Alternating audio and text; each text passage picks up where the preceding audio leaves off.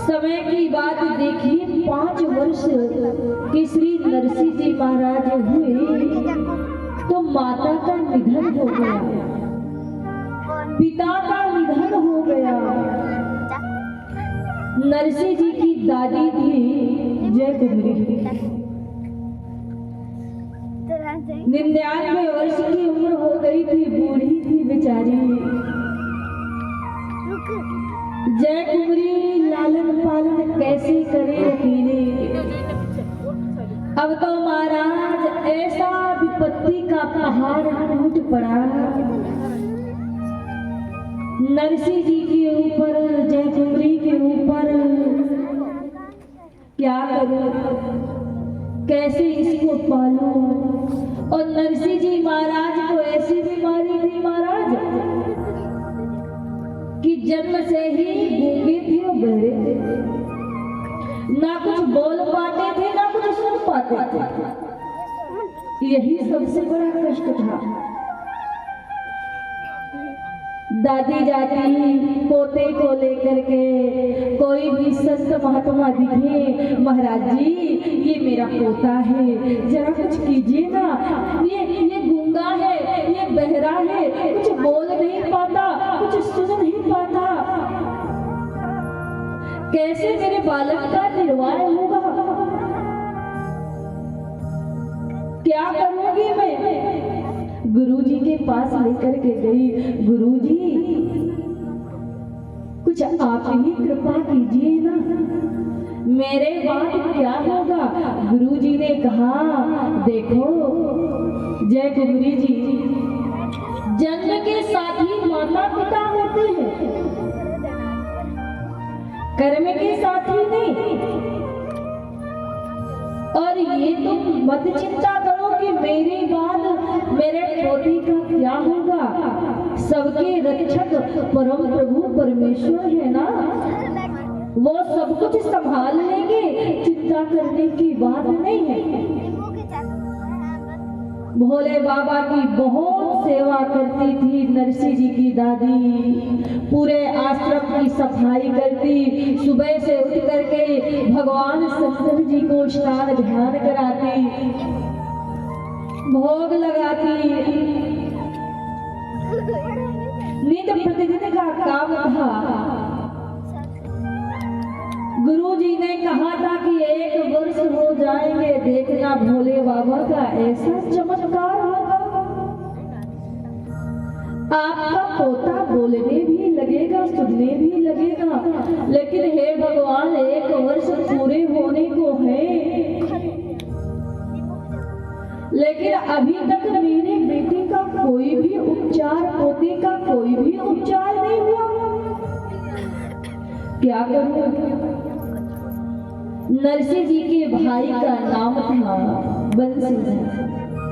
किसी ने कहा, पड़ोसियों ने कहा कि अरे जय कुमरी जी ऐसा करो कि देखो इनके माता पिता का तो स्वर्गवास हो गया है, और बड़ा भाई है उनका विवाह कर लो, भाभी आ जाएगी तो भाभी माँ की समान होती है, देवर है, इसका ख्याल रखेगी, लालन पालन करेगी, तुम्हारे बाद कौन संभालेगा। बंसीधर उस समय थानेदार था, दरोगा के पद में थे, और उनकी तनख्वाह कितनी थी, 100 रुपए, बहुत मानी जाती थी 100 रुपए। यहाँ दादी ने तो सुना पूरी बात, करूंगी, लेकिन अभी क्या होगा मेरी बेटी का, मेरे पोते का कौन ध्यान रखेगा। भगवान शंकर उनकी सेवा से प्रसन्न हो गए, प्रकट हो गए, संत भेष में आए। दादी ने देखा कोई तेजस्वी संत चले आ रहे हैं, दौड़ करके गई नरसिंह जी को लेकर के।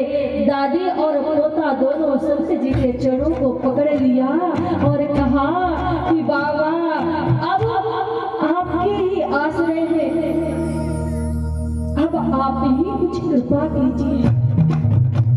भोले बाबा ने कहा कौन हो, ये कौन है।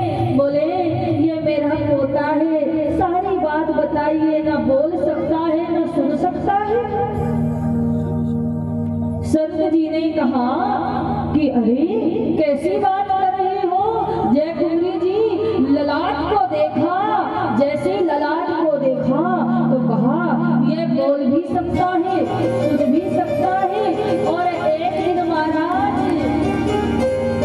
पूरी संसार में इसका नाम होगा और भगवान की कथा का रसपान कराएगा। बूढ़ी दादी ने कहा कि आप कैसे बात कर रहे हैं महाराज जी, ना बोल पाता ना सुन पाता, आप कह रहे हैं कि इनकी ललाट पे लिखा। हाँ मैं सच कहता हूँ। भोले बाबा ने इशारे से बुलाया नरसी जी को, आओ नरसी। नरसी जी आए और जैसे नरसी जी आए महाराज तो भोले बाबा ने कहा नरसी बोलो राधा राधा राधा। नरसी जी पहली बार बोले, 3 बार राधा राधा राधा। अब तो महाराज दादी ने जैसे सुना इतनी खुश हो गई, नाचने लगी, झूमने लगी। अरे अरे मेरा नरसी बोलने लगा, बोलने लगा, बोलने लगा। अरे हम आओ चलो, आपको मैं भोजन कराऊं, दक्षिणा दो, दान दो। आपकी जय हो जो कोई नहीं कर पाया। हे स्वामी जी, हे संत जी, आपने कर दिया। महाराज जी आप चलिए, मेरे आंगन में चलिए, मैं आपको कुछ खिलाऊं पिलाऊं। भोले बाबा ने कहा कुछ अगर प्रेम सीता में गाता रहेगा तो सभी सो की संताप जाता रहेगा। अगर वीर बनकरी कमर बांध लेगा तो आवागमन तेरा जाता रहेगा। रखेगा जो अपने ही बल का भरोसा तो मझधार में को दिखाता रहेगा। जो जीवन की डोरी इन्हें सौंप देगा तेरा रथ भी वही चलाता रहेगा। बुलाने पे उस दिन वो आएंगे दोनों जो पहले से रो बुलाता रहेगा। मैं तो शिव ही। नरसी जी पहली बार राधा राधा राधा बोले। दादी इतनी खुश हो गई, इतनी खुश हो गई, दौड़ करके गई, अपने पोते को लेकर गई। अपने बड़े बेटे का विवाह किया था बंसीधर का, उनकी पत्नी का नाम था दुरित गौरी। दौड़ करके गई नरसी जी को लेकर के और बहू से कहा अरे ओ बहू सुनती हो, देखो देखो नरसी बोलने लगा। अब मुझे कोई चिंता की बात नहीं, अब मैं बहुत खुश हूँ। कम से कम मेरा बेटा स्वयं कुछ खा सकेगा, कमा सकेगा, अपने पैर में तो खड़ा हो जाएगा। भाभी को कोई खुशी नहीं हुई, बहुत ईर्ष्या करती थी। एक दिन वो समय आ गया कि दादी का भी प्राण हो गया, प्राण निकल गए। अब तो नरसी जी के जीवन में इतना कष्ट आया, इतनी विपत्ति उठाई। भाभी दिन रात नरसी से काम कराती, पूरे घर की सफाई करवाती, झाड़ू लगवाती, बर्तन धुलवाती। घोड़े बने हुए थे, उनको घास लेने के लिए भेजती। नरसी जी सारा दिन काम करते और बदले में उनको 2 रोटी बासी वही खाकर के जीवन यापन करते। नरसिंह जी को सत्य सेवा से बहुत प्रेम है, बहुत ज्यादा।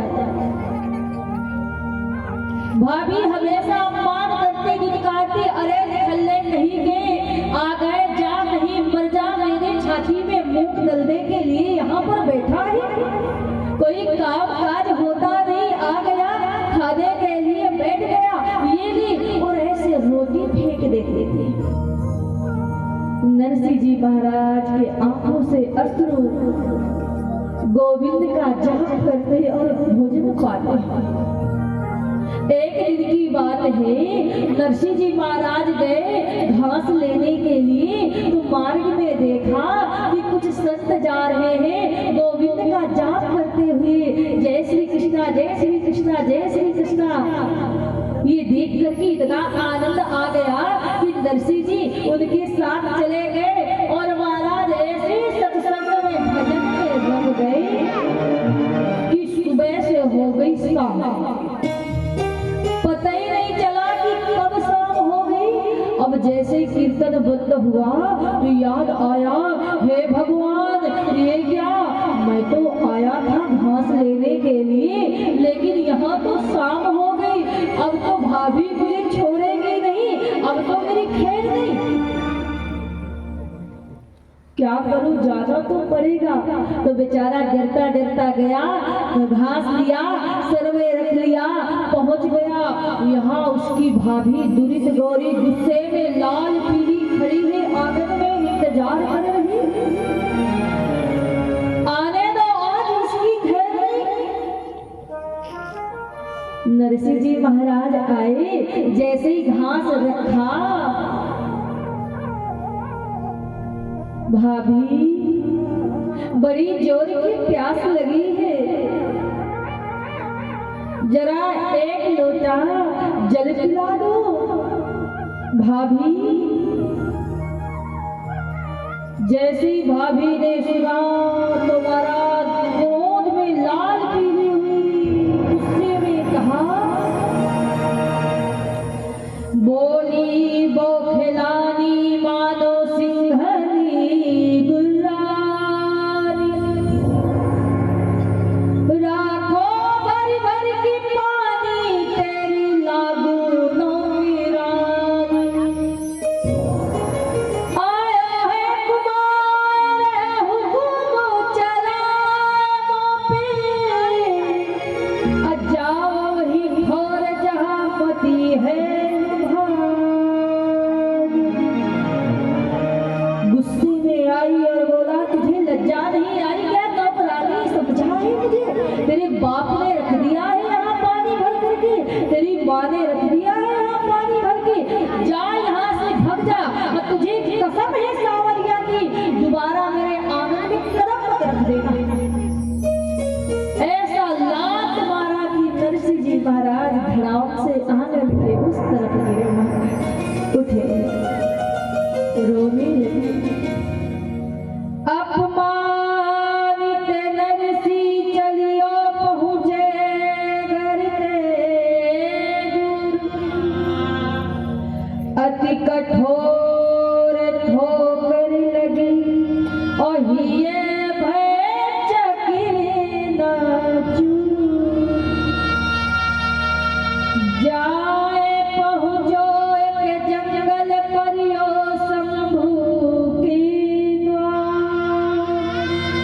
और जान सके नहीं दूठी कठोर ठोकर।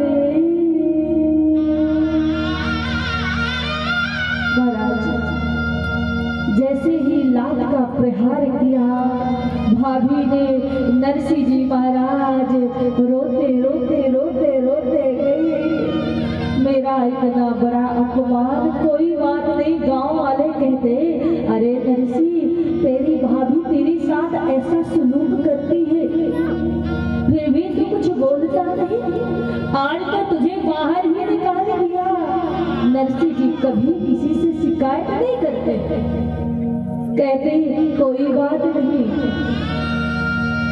दादी ने कहा था कि सबकी तो माता पिता गौरी शंकर है, सबकी करनी सबके साथ में है, मुझे कोई शिकायत नहीं है। गए भोले बाबा के दरबार में और महाराज रोने लगे, पुकारने लगे। एक दिन हो गया, 2 दिन हो गया, 3 दिन हो गया, 4 दिन हो गया। हे भोलेनाथ, मेरा तो कोई नहीं है, मैं तो आपके भरोसे हूँ।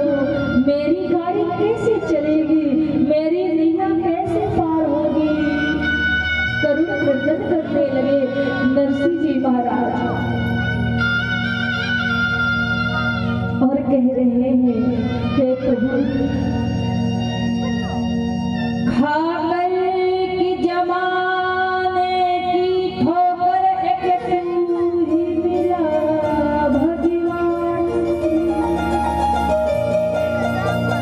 खाकर की जमाने की ठोकर एक तू ही मिला भगवान।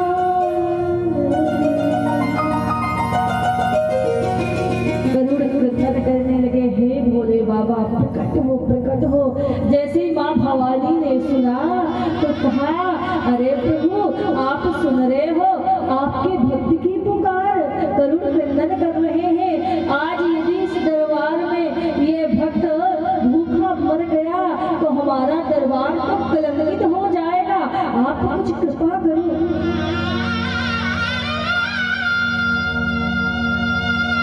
भोले बाबा ने कहा, ठीक है, प्रकट हो गए।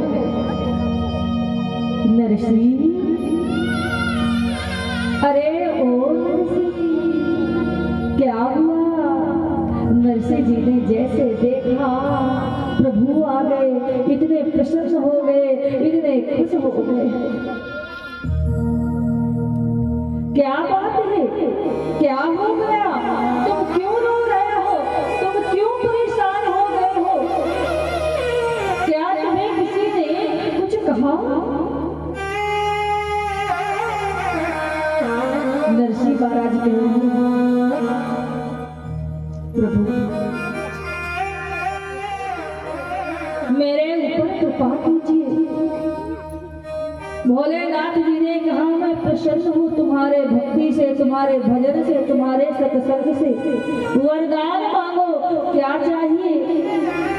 नरसिंह जी ने कहा, प्रभु यदि वरदान देना ही चाहते हो मुझे, जय ही विधि दाते हो एहि ते मोरा, करहु सुबेगी दासी में तोरा। जय ही विधि दाते हो एहि ते मोरा, करहु सुबेगी दासी में तोरा।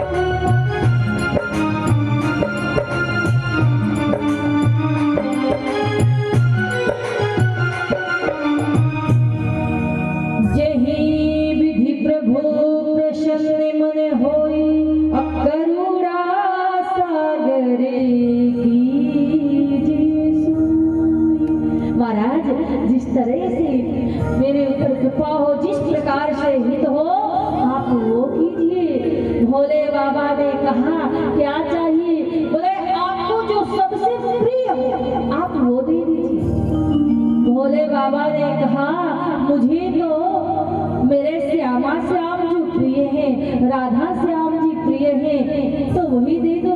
भोले बाबा ने कहा देख रही हो पार्वती जी, अरे ये कितना चालाक है, उदास कर रहे हैं गोपियों के संग में, लेकिन नरसिंह जी को दर्शन नहीं हो रहे।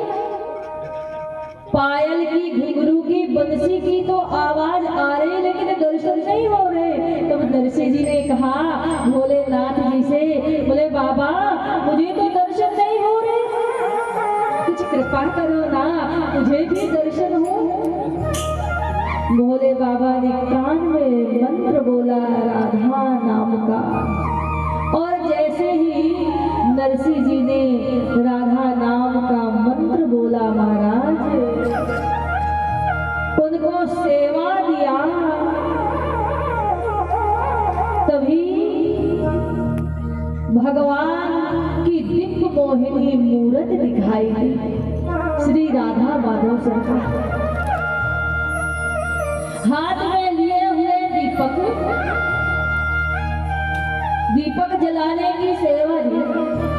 तो हाथ में लिए हुए दीपक नरसिंह जी महाराज खड़े हुए हैं और देख रहे हैं श्री राधा माधव सरकार गलबैया डाले हुए यमुना के किनारे बैठे हुए, यमुना की लहर गिला रही है, महाराज पक्षी बोल रहे हैं, ललिता विराजमान है, सारी सखियां विराजमान है। नरसिंह जी ऐसी दिव्य छवि को देख करके इतने मोहित हो गए कि वो भूल गए कि मेरे हाथ में क्या है। वो धीरे धीरे लौ इतनी तेज जली कि नरसिंह जी के यहाँ तक हाथ थका गए और इतना हाथ जलने लगा, लेकिन उनको कोई सुध-बुध नहीं हुई। राधा जी ने देखा तो माधव से कह रहे प्रभु देख रहे हैं ये कौन आपका भक्त है जिसे खुद की ये सुध-बुध नहीं कि मेरा हाथ जल रहा है, लेकिन इतने प्रेम में देखने में मगन है यहाँ कि महाराज इन्हें ये पता ही नहीं चल रहा है कि मैं स्वयं जल रहा हूँ। ठाकुर जी ने कहा गोपेश्वर भगवान लेकर के आए हैं इस सखी को। अच्छा जरा इस सखी से मिले, ललिता लेकर के आओ। तो नरसिंह जी को लेकर के आई ललिता, हम आपकी सेवा से प्रसन्न हैं। श्री किशोरी जी ने कहा इतनी खुश हो गई, अपनी चूनर नरसिंह जी को उड़ा दिया, ठाकुर जी मोर मुकुट दे दिया है, ललिता ने करताल दे दिया है, और महाराज राधा माधव की गोद में नरसिंह जी महाराज सर रखे हैं। जैसे नेत्र खुले तो देखा कि मैं तो ठाकुर ठकुरानी के गोद में हूँ। जय जय जय। राधा माधव ने कहा नरसिंह देखो बेटा ऐसा करना, अब तुम्हें जाना है, जूनागढ़ में जन्म लेना है, गृहस्थ में रहना है और इस लीला का प्रचार प्रसार करना है। प्रभु अंतर ध्यान हुई और नरसिंह जी सीधा पहुंच गए भगवान शंकर भगवान के मंदिर में, जहां पर पहले थे। जैसे देखा इतने प्रसन्न हो गए, भाभी के पास गए, अरे ओ भाभी, अरे ओ भाभी सुनती हो? भाभी ने कहा अरे निकलने फिर आ गया तुझे इतना डांटा, इतना दुत्कारा, इतना मारा, फिर भी तू नहीं माना, आ गया मुंह उठा करके, जा यहाँ से निकल जा। तुझे याद नहीं मैंने सौगंध दी थी? नरसिंह जी ने कहा भाभी मुझे सब याद है, सारी बात याद है। आपने यदि मुझे ठोकर न मारी होती तो आज मुझे गोविंद नहीं मिलते। ठोकर लगने से ही गोविंद मिलते हैं। अरे देखो आपको पता है राधा माधव के दर्शन हुए, ये मुझे राधा रानी ने चूदर दिया, ये मोर पंख ठाकुर जी ने दिया, ये ललिता जी ने करताल दिया है, मैं उनकी गोद में रहा। भाभी ने सुना तो हंसने लगी बड़ी जोर से, अरे बहन रुपया कहीं का बड़ा आया, तुझे भगवान के दर्शन हुए, तू बहुत बड़ा कोई तपस्वी है, बहुत बड़ा कोई ज्ञानी है कि तुझे दर्शन हो जाएंगे। अरे निकल ले कहीं से, जा यहाँ से निकल जा। महाराज जैसे ये कहा तो कहा भाभी मैं आपके आंगन में आने के लिए नहीं आया, मैं तो सिर्फ आपको प्रणाम करने के लिए आया कि यदि आज आपने मुझे ठोकर ना मारी होती तो आज मेरे राधा माधव सरकार के दर्शन नहीं हुए। जय हो